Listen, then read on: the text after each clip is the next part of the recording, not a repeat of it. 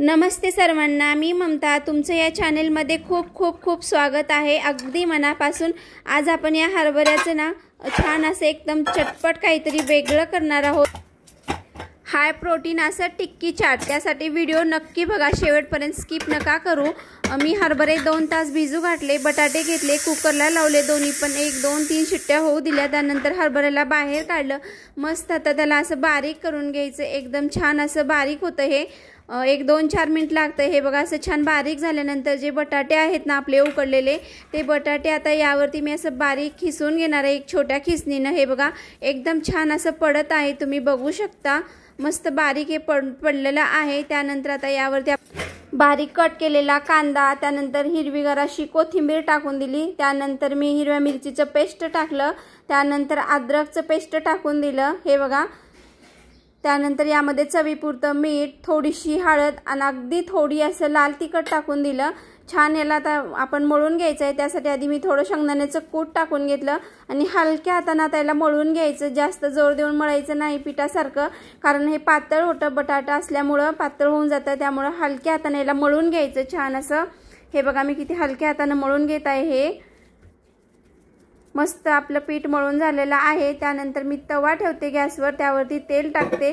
तवा गरम होईपर्यंत मी आता ह्याचे छोटे छोटे असे वडे करून घेणार आहे। तुम्ही बघू शकता एकदम हातावर छोटे छोटे असे वडे करून घ्यायचं। मी 4-5 वडे बनवून घेते, तुम्हाला दाखवते करून।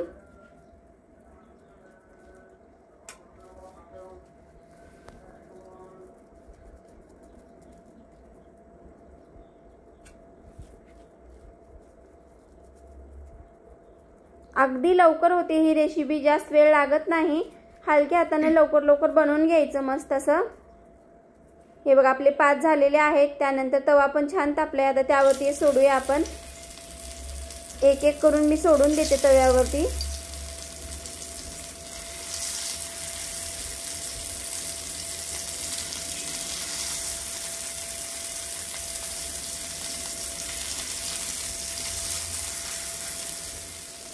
हे बघा मस्त आता याला पलटून घ्यायचं, छान असं गोल्डन कलर येईपर्यंत त्याला छान भाजून घ्यायचं।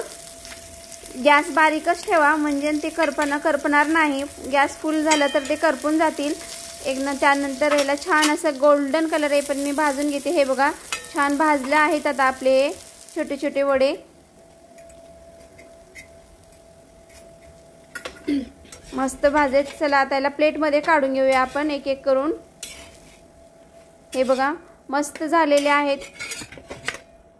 त्यानंतर आता यावरती आपण दही ॲड करणार आहोत। छान असं 1 2 3 चम्मच मी दही टाकून दिलं।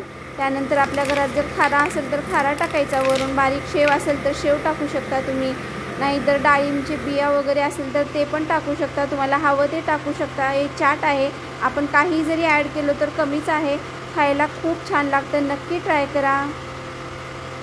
आणि व्हिडिओला लाईक सबस्क्राईब करायला विसरू नका। बाय, भेटू दुसऱ्या रेसिपी सोबत, तोपर्यंत बाय बाय।